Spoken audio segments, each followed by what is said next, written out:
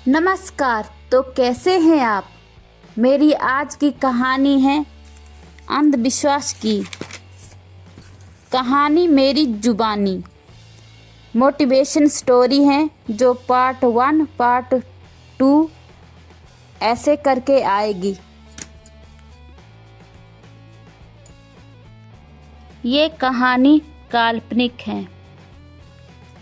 तो चलिए फिर सुनाते हैं आपको कहानी। एक गांव में एक बूढ़ी दादी अम्मा रहती थी। उसके जवानी में ही 1 साल के भीतर बेटे और बहू की मौत हो गई। तो उसके 2 पोते 1 पोती थी। पोती 15 साल की बड़ी थी तो एक पोते की उम्र थी 13 साल और छोटे की उम्र थी 6 साल।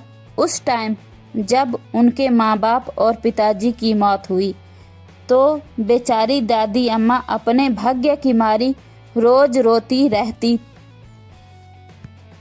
और भगवान से एक ही सवाल पूछती रहती कि मेरे साथ ही ऐसा क्यों हुआ भगवान। तो वह बहुत दुबली पतली और उसके बाल सफ़ेद व चेहरा भी कुरूप दिखने लगा। जिसे अपने बेटे खोने का गम हो तो उसका हाल कैसा होगा। वह एक ऐसी माँ ही महसूस कर सकती हैं जिसका जवान बेटा मर गया हो।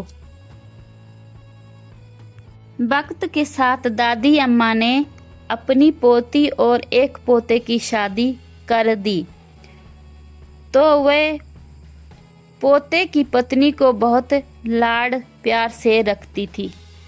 दादी अम्मा पोते की पत्नी को इतना प्यार करती थी कि जैसे समझ लो पोते की पत्नी को जैसे माँ मिल गई हो, क्योंकि उसकी माँ भी नहीं थी। दादी अम्मा के पोते की बहू जब मायके जाती तो दादी अम्मा कह देती कि जल्दी आना, मेरा मन नहीं लगता तेरे बगैर। तो बहू भी एक दिन के बाद आ जाती क्योंकि उसे माँ का प्यार मिलता था दादी अम्मा से। जिसकी बचपन में ही माँ गुजर गई हो, जिसने माँ को नहीं देखा, उसे अच्छी सास दादी मिल गई थी। अब सुनो अंधविश्वासी चालाक लोगों की बात जो हर जगह पाए जाते हैं और अंधविश्वास फैलाकर दूसरों से क्राइम कराते हैं। आसपास के लोग दबी आवाज में बातें करते थे कि दादी अम्मा डायन है, इसने अपने बेटे और बहू को खा लिया है। तो फिर सुनो अंधविश्वास की बात। एक दिन क्या हुआ, दादी अम्मा के छोटे पोते के कान भरे। किसी पड़ोसी ने जायदाद के चक्कर में, वह दादी अम्मा का रिश्तेदार ही था।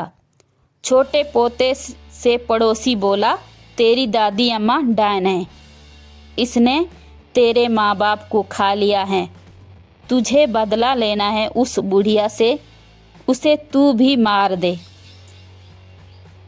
उस पड़ोसी के पास छोटा बम था जो पत्थर को फटाने के काम आता है।